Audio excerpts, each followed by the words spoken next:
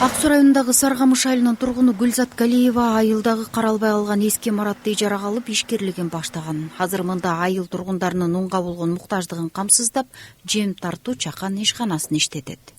Үйдө глава эркек болгондон кийин кичине ошо эркектер жака ооп кетти да бизнесимчи. А так бияктан ошо жүн тытып сразу на месте тигип каптасакпы дегенбиз да. Анан ошолорду ошо Россияга жиберсекпи деп. Көздөгөн максатын четинен ишке ашырып жаткан элеттик айым ушул эле имаратта жүн да тытат. Ал үчүн атайын станок сатып алган. Алдыда айылдагы кыз келиндерди демилгелеп кооператив түзсөм деген изги тилеги бар. Меринас койлорунун жүндөрүн тытып, жууркан төшөк тигип, кол өнөрчүлүктү өздөштүрүүнү мерчемдеп жатат. Келиндерди дагы ошондой өзүнчө кооператив ачып, кичине кол өнөрчүлүктү баштасамбы деп атам да. Себеби биз тамчыга барып, жана Кенжешчеден ушу жүндү жууп, анан таза оюнча мозерин тытып туруп, анан кайра ошону ысык суу самын кошуп туруп кийиз жасаганды үйрөнүп келдим. Ошол жерден кийиз өтүк жасаганды үйрөттү.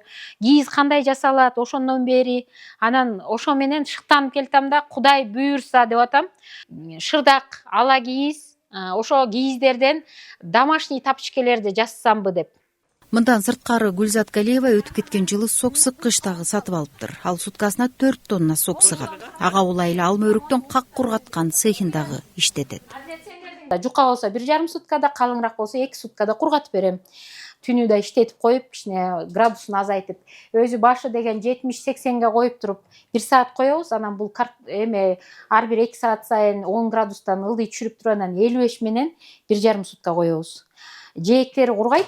Анан ошо жээктерин алып коюп туруп, ортосу кичине нымыраак болот, ошолор четке жылдырабыз дагы. Ошентип 2 суткада карматабыз колуна. Анан ошо мына кактарыбыз момундай болуп кургайт, естественный светте. Элеттеги демилгелүү айымдын ишкерлигиндеги чоң тоскоолдук бул имараттын абалы. Тар, эски имаратта талаптагыдай цех ачып иштетүү мүмкүндүк бербей жатат. Андан калса мында электр энергиясында дагы мүчүлүштүктөр жаралууда. Тагыраагы кичи цех иштетүүдө чоң киловаттагы электр энергиясы керектелгени көмөк чордоонун орнотуу талабы турат. Ал үчүн ишкердин азырынча каражаты жетишсиз. Гүлбарчын Молдоева, Асылбек Касьянов, Айбек Турдакунов, Ысык көл жаңылыктары, Ак Суу району.